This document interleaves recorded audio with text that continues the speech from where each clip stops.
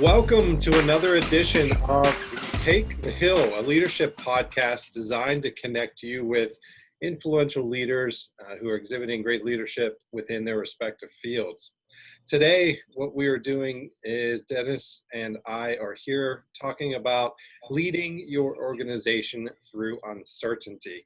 So what we want to do, and similar to our previous episode that kind of took a little bit of a focused perspective within the human resources area, today we're going to mostly focus on your organization from a leadership perspective, but look at it within three unique lenses, and at a very high level kind of give you some good takeaways that will help you kind of move forward during this period of uncertainty. And the direction that we're going to head is really underpinned by this idea that leading through periods of uncertainty and disruption are challenging. All right? There's just no way about it. All right? Leadership is difficult and complex, and managing these environments on top of what already the uncertainty that we're experiencing only makes it that much more difficult. So today, as promised, if you think about your organization, whether you're a small entrepreneur, a mid-sized company, or even a large company of 100,000 people plus, right? Really, to simplify kind of the template is we're going to look at kind of the strategic, operational, and tactical levels of your organization. All right. The strategic focus is really the big picture, looking over the horizon. It's that executive level, the people in charge trying to figure out, where am I steering this ship and which direction do we need to go, or what decisions do we need to make to ensure that we remain solvent and competing in the industries and markets that we are in. And the bottom is your tactical focus. That's the day-to-day, the essence of your organization, right? It's the reason why you are in business, right? And then in between, which is the operational level, and probably the most challenging role, are the management, all right? And in that area and that focus, you need to be able to balance the strategic objectives and working with that perspective, as well as the day-to-day, right, business that you're running. So, Dr. Furkatich, did I miss anything? Are we ready to jump into it? No, I think we're ready to do it, Patrick. All right, that's wonderful. So I'm going to let Dennis start with our strategic focus. And again, this is really looking at big picture over the horizon and the direction that our organizations are heading. I think that we see here that the saying, the enemy of a good plan is a perfect plan, really ties into what we're trying to say here, that what is over the horizon? We don't know. And especially during this time, during the COVID, during all these different changes that are going on, I don't think we can come up with a perfect plan. I don't know about you, but I know we can't come up with a perfect plan. So I guess the first thing I would begin with is to look at, from a strategic standpoint, how is our business being impacted? What are the things that are happening that are impacting specific business? Some businesses are doing better during this crisis. Some businesses are suffering during this crisis. It depends on what kind of business you're in. But I think one of the first things we have to look at from a strategic point of view is that you can't approach this with a mindset of avoidance. We have to look at the realities. We can't ignore the issue and think that it will not impact us in one way or the other. What's going on? What are the long-term impact or consequences here? So again, when we start looking at this strategic focus, we do need to come up with some kind of plan. Again, it might not be the perfect plan, but we got to start coming up with a plan. And I love how we always focus on communication and trust. And I think that's where the first step begins, is that leadership needs to begin to communicate and begin to trust those who are part of the organization. So what are your thoughts, Patrick? Yeah, I agree. And again, it's really about those small steps, right? I mean, beginning to look at everything that's happening in your operating environment as an aggregate perspective, right, becomes very overwhelming. Right? And you need to start to really reflect on, what is it that you do really well, right? What's the core essence of your business, right? And then start to think about, okay, how can I put things together that are going to give us the agility to change and respond to the environment, but also where possible, be as proactive as we can, all right, given the circumstances. So, that idea of, I'm just going to stick my head in the sand isn't going to work. All right. The idea that, what, I've built this successful business, it's going to be resilient and it's going to make it through if I just hang on and hang tight and hunker down. And that is definitely not the case. All right. You need to be able to come up with, the best plan that is going to work for you, given both what the facts are, and then you have to go with your gut. All right. I mean, it's going to be a balance of those, so as you're thinking about, developing, or most likely you have already developed some contingency plan, again, perfection is not a good target. At some point you need to move. And I think, Dennis, you hit that right on the head. Yeah, and I think also that you know uh, what worked before in concerning your contingency or your plans uh, probably isn't so now. So I really look at the restaurant industry. That's the one that's been hit the hardest, and I start thinking about they ran on such a thin margin as it was of profit margin, and we see that their capacity has been cut in half, some even a quarter. So how do you survive that? Again, uh, the status quo, or that idea that I'm going to keep doing what I used to do, is no longer in play. So again, you have to come up with some kind of strategy. You have to look at the big picture. And I think the danger zone here is when we say look at the big picture and over the horizon, that you're not looking just like a week out or 2 weeks out. You got to start really looking way out there, because this could go on for who knows how long. And then the part of that is, as we get into this idea of communication and trust, all right, you're going to see this theme show up time and time again. You need to be able to create the environment to have the courageous conversations that you need to have, whether it's about finance, whether it's about leadership, whether it's about specific roles and responsibilities, right? None of these conversations are easy, but they need to take place. All right. So whatever you need to do within your organization or your marketplace or your industry to enable these conversations to happen is should be a priority of yours, as you move forward. Totally agree.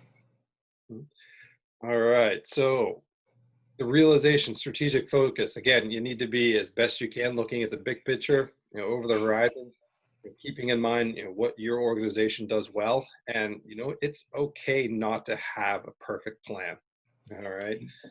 There was another thought I had, Patrick, and in this time, there may be many individuals who, in smaller businesses, might not have the knowledge or understanding of how to come up with a good plan or a perfect plan. I recommend they reach out to the professionals who can help them in these various areas, because we look at the different variables that change or impact our focus, or change the big picture, and we may not understand those specific variables, where you may talk to some of the experts in the field, and they might be able to help you with things that you didn't even think of. So that just came to mind, that I know relying on podcasts like ours is one way some people find out specifics on different ideas and so forth. But I think seeking out professionals like the Small Business Association, and even other community opportunities, like colleges. A lot of colleges provide, um, routes to find out specific information on certain things. So uh, I think it's important that people realize that they're not alone in this. And I know that sounds like a cliche, but they're not alone in this. Yeah. And especially, as like you said, if you are a single entrepreneur, right? It's you and your shop or you and your business. Right? There's a reason why, organizations have other individuals within the same industry on their boards, right? Even though they may be competitors, they're still together in that industry, right? So reach out to others in your respective industries.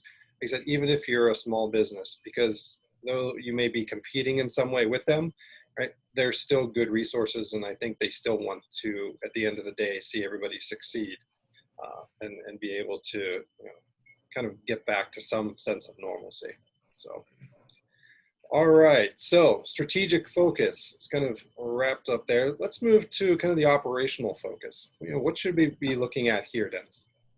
Well, again, we're looking at management. Again, that's the most challenging role. I think just because we're going through this pandemic or crisis or any crisis, we still, efficiency and effectiveness is a must. And again, management, the operational focus, uh, again, how do, I mean, we begin to see things change. We begin to see, again, those different variables that are changing the way we manage. How do we get through this? And again, we go to that communication and trust. But I think right now a lot of managers are facing a trial and error kind of situation, trying to see what works, throwing things out there and seeing, okay, is this going to help? Me dealing, am I communicating correctly with my people? And let me give you an example. And I guess maybe I want to be more clear about this. For example, many people are working from home. How are you managing that? It's totally different. How you manage virtually versus managing people face to face. So I think managers need to take a look at, okay, what's changing in the within the operation that I need to focus on and change my management style? And how will my management style impact the effectiveness or the efficiency of my organization? So again, you got to do an analysis. You got to start looking at, okay, what has changed and what do I need to change in regards to my management style? What's your thoughts? Yeah, what's interesting is, over the last few months, I've seen a lot of articles being released about, this new virtual management style or new virtual leadership styles, and tips and recommendations. And one of the things that you've kind of alluded to that always comes up in my mind is this idea of trust. Managers, I think when we went to an online environment, were immediately requesting from employees, weekly logs. Give me the hours that you're working. We were meeting once or twice a day, throughout the week. And this absence of trust, I think, pushed us a little bit too far, and we essentially kind of overmanaged or micromanaged a lot of our employees. And that is a great example of maybe the changes that need to be kind of reevaluated at the operational level. If we do a good job as organizations to hire the right people, right? People that not only fit the roles and responsibilities that they're given, but are individuals that we can trust and know will do a good job in their respective roles, but also for the organization, right? So the standard doesn't really change, right? We're always, as organizations, going to be trying to find ways to make things more efficient and effective, all right? Because we want to remain solvent. That's the bottom line. But at the same time, I think as managers, we need to really focus on trusting the employees that we hired and adapting our management and leadership styles more towards the end of the spectrum of empowerment, because now more than ever, we're going to need our employees to kind of step up and do the things they were doing, maybe with a little less guidance. All right. And so, again, the standard doesn't change, but again, as you mentioned and alluded to, we need to start to rethink, how it is that we manage, right? Because again, we might not be there in person. And the challenge here for management in particular, again, and we'll talk a little bit about this here in a few moments, is, there's still that balance between the executive level, or the strategic focus, and the day-to-day, right? So, you're not just talking about, how you're changing in terms of the folks that you are responsible for leading, that are getting the day-to-day stuff done, but also up the chain of command. You need to think about, all right, how am I managing my relationship with my superiors, all right, who are also trying to look at the strategic focus and the strategic direction of the organization, all right? So it's that double-edged sword that you have to be consciously thinking about. Yeah, and I wanted to touch a little bit on communication too. I think it's important that managers express clarity to their employees, because if things are changing, are you telling your employees what changes are being made, what are expectations of certain employees now? I mean, there's so much there is so much there that can be done through communication, or lack of communication could cause a lot of chaos or a lot of problems. So I believe it's important that managers do focus on that area. You know, are you communicating with your people when you begin to change your management style? What are you changing your expectations as far as the processes and so forth within your organization? Maybe you're changing policies and procedures. Again, that if you don't have that communication, how do you expect others to understand what's expected of them? So again, it can create a real problem or a real disconnect. It could really hurt the culture of an organization if that lack of communication is there. Yeah, and it all comes back to clarity and purpose, right? Both in Mhm. terms of what you do and what you say, right? So clarity, you clearly understand, what you're trying to express, what you want accomplished, how you want it done. And then purpose, it's connected to not only their role, but the larger organization itself, right? So they understand why you're doing what you're doing, right? So, you don't necessarily need to create this long email that describes everything in specific details. But again, clarity and purpose, right? Because we've also seen the opposite end of the spectrum, in terms of the research that's came out, and, people are kind of getting emailed to death, right? Because there's just so many long emails and so many communications that are happening through so many different channels, right? So that integrated communication, right, needs to be a central priority as well. And, you bring up a great point, and I never even thought of this one until just now, but I would advise management to be careful of overreacting to the circumstance, because if you overreact, there's a chance that you could be heading down the wrong path, or maybe implementing things that don't necessarily need to be implemented, and causing a lot of anxiety, causing a lot of resentment. I mean, the list could go on and on. So I think, yeah, overreacting is something we got to be careful too.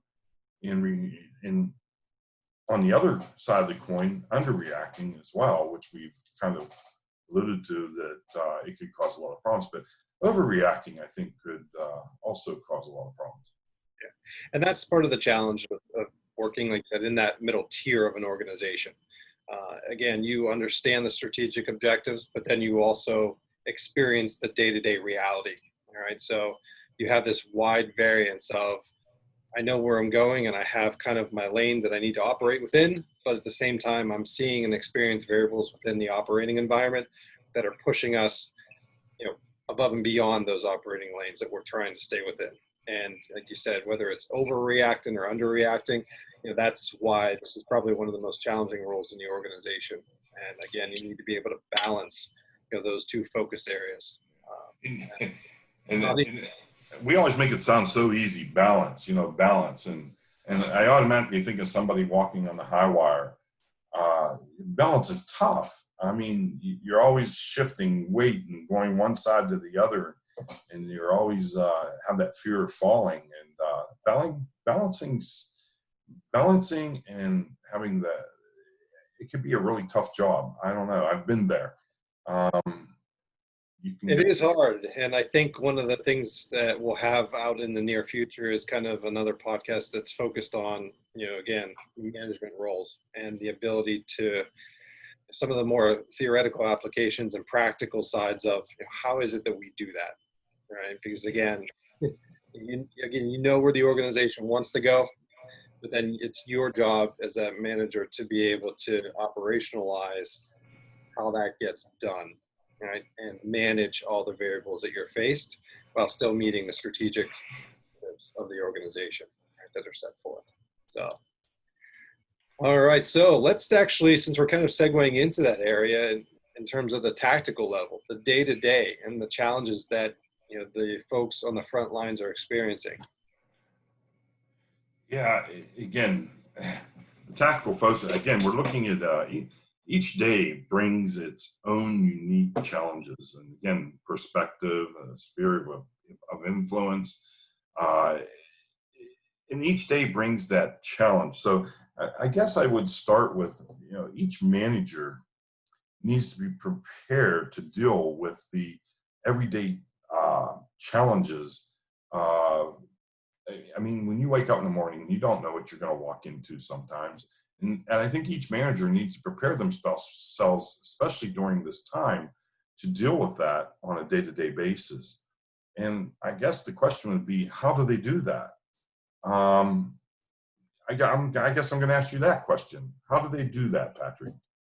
Yeah, so that's a good question. It's certainly a daunting task right now, given the dynamic nature of many of our industries. But again, I think at the tactical level, where you need to focus is more on the humanistic side of each of your employees, right? There's so much stress and anxiety occurring right now, but at the same time, even our employees are trying to balance, the personal and home life and the work environment, which have now become blended together. All right. They have essentially collided, and each day that they wake up, your home has now become your office, right? Mm. And the challenge of that has created so many unique leadership and management challenges that I think we're going to be looking at for a while. But the three areas that I would recommend focusing on are is perspective, right? I think you need to have your employees realize that they can't solve every problem that they face in a day. All right.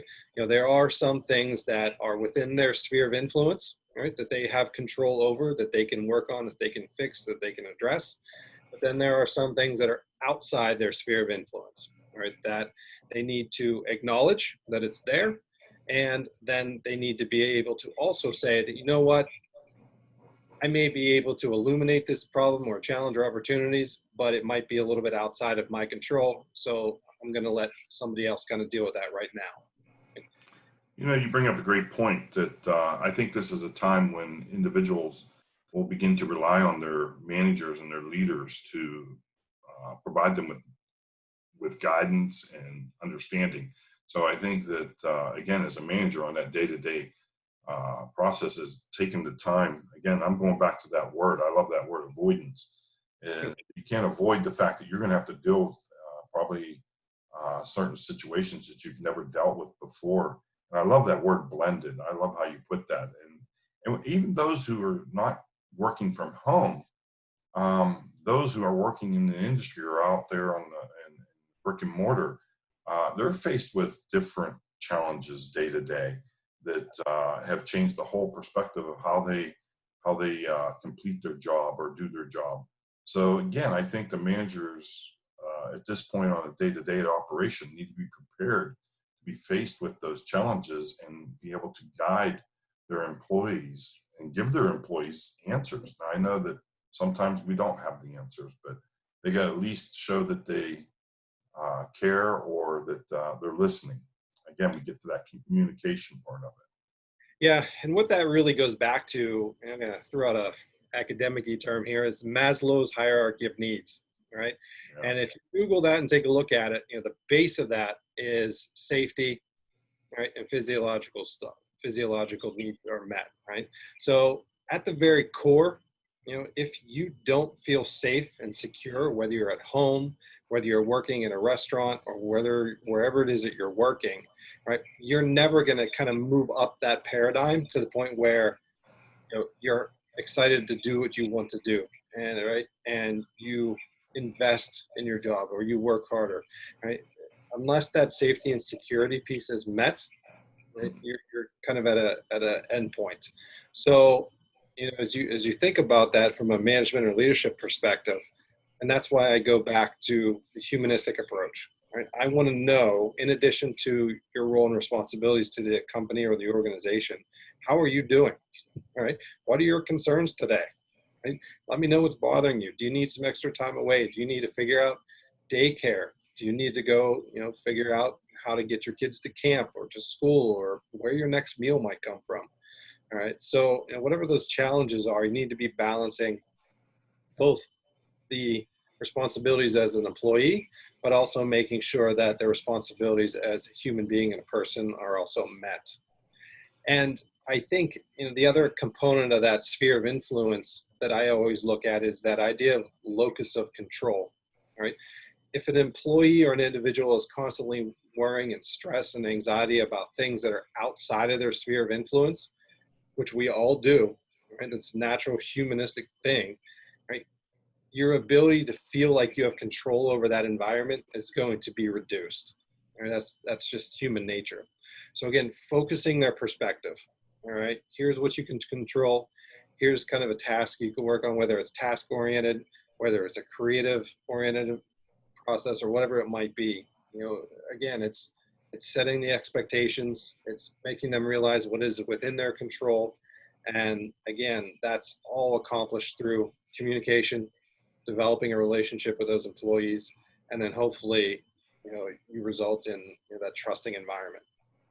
I know we're throwing a lot of terms out there from academia, but it's true. Locus of control. Again, look into that. But when you were talking about Maslow's hierarchy of needs, I really thought about it's a motivational kind of model. And Yeah. so you ask yourself, how do you motivate your employees every day? And I started thinking of examples in my head. If we walk in and we're negative and we start talking about how bad everything is and how the doom and gloom kind of attitude, we're really motivating our employees to take on that same attitude or that same thought pattern. And so as managers, even though we're faced with a lot more each day, we have to challenge ourselves to walk into our work environment to motivate individuals to be more positive and to give them hope. Hope's a big thing. I mean, I don't know about you, but that's how I survive. I have hope that things are going to happen. The good things are going to happen, not bad things. So I think that it's important that many of our managers that we're speaking to today that they become the example for their employees and motivators for their employees to get through this crisis. Yeah, I mean, it sounds cliche, but again, personalities and behaviors, and I mean, all of that is very contagious, right? So, I mean, if you're a positive individual, and I'm not saying, we all know individuals who are just like overly positive, and they're they're not grounded in a little bit of reality. So, I mean, again, be hopeful because again, every new day presents an opportunity. All right, Yes. but at the same time, be a little pragmatic and realize that, yeah, there are some challenges here. Right? But again, we're going to do the best we can with the resources that we have. And again, it might not be perfect, but we're going to be good at what we do. Right? And at least support the effort. And if you have the opportunity to be doing that, that right there is a win. Yeah. Again, I think you're right, pragmatic in facing the reality as well. I mean, we have to face the reality, but we can't let that get us down either. Again, there's always other avenues. I was thinking, and this is probably a negative thing to say, but there's a lot of businesses that are not going to make it. It's the reality of it. So what do they do? Well, you got to find a different path or a different route, a different answer to overcoming this crisis. Again, that's the word I would want to say is overcome. There's a way to overcome. It might not be in your current situation. You might have to change that situation. So again, I know that sounds negative, but it's reality. So lastly, the focus that we want to leave you guys with is, we really looked at the strategic, the operational, and tactical levels of kind of your organization and your decision-making and communication. It's this idea that you really do need to navigate between each of these layers of your company, all right? If you're a small business or a small entrepreneur, again, you may wear all three of those hats, right? If you're a larger organization, you need to build the infrastructure that allows individuals to kind of operate within these each areas or cross over where that crossover needs to take place. And this is something that I talk to a lot of companies and students and professionals about because it's not easy to do, right? Oftentimes you're somewhat limited by your role, right? You may be kind of embedded in one of these levels of the organization, and developing the perspective of the strategic level, if you're a mid-level manager, right, can be sometimes hard, right? If you're a tactical day-to-day frontline employee, right, you could sometimes feel disconnected from the strategic focus and where your organization is heading. So again, going back to that idea of communication, all right, the organization, that you work within or lead or manage, right, you need to figure out how you can start to develop some insight for all of your employees so that they at least get a sense of what's happening in each of these layers. And then for the folks who's responsible either within or across multiple layers of the organization, again, developing those leadership and management capacities to allow them to occur. Right? But, as I mentioned earlier, this is something that, takes time to develop. All right. There's no textbook to teach you how to navigate between these layers. It really does just come with experience, whether that's moving up the organization or getting better at what you do in your specific role, that you start to increase your understanding across the breadth of your organization. So, as you reflect a little bit on some of the things that Dennis and I have talked about, within each of these specific areas, all right, the other challenge that you need to enhance it is your ability to kind of work within each of these areas, but also think about how what you're doing impacts each of these areas respectively, right? Because if you do that, then you're almost always going to increase your capacity to become a better manager or leader, right? Because again, you're developing a little bit more of a systemic understanding. Thoughts on that, Dennis? I think you covered it all, Patrick. I Right. I agree with everything you said. But again, I was just some of the final thoughts. I know you're going to ask me this question, but I'm going to kind of move ahead. Uh, That's right. so some of my final thoughts that I would kind of throw in there in regards to strategic focus, operational focus, and tactical focus is for managers and employees to just have an open mind. Again, you may have to adjust your goals, your dreams, your vision of an organization. And again, that doesn't come easy. I think that, we always start out with this vision of what we would like to see. But again, there's those variables that get in the way. Maybe again, we talk about locus of control. Maybe they're something we can control, something we can't control. But again, always be open-minded and be ready to adjust or to change in a way that will allow your organization to remain effective and to move forward instead of backward. So again, my advice to everybody is again, always be adjusting. I don't know any other way to say it. Yeah, and it's a really good point, Dennis, that that idea that what has gotten you to the point that you're at right now is never going to be able to sustain you moving forward. You always have to be learning, you always have to be growing, refining, and evaluating both not only what you're doing right now, but also where you're going in the future. And that's why I love this quote: "True changes take place in the imagination." All right. Now, I was just speaking with somebody in the restaurant industry right in downtown Pittsburgh. They was forced to close, one of their restaurants. All right.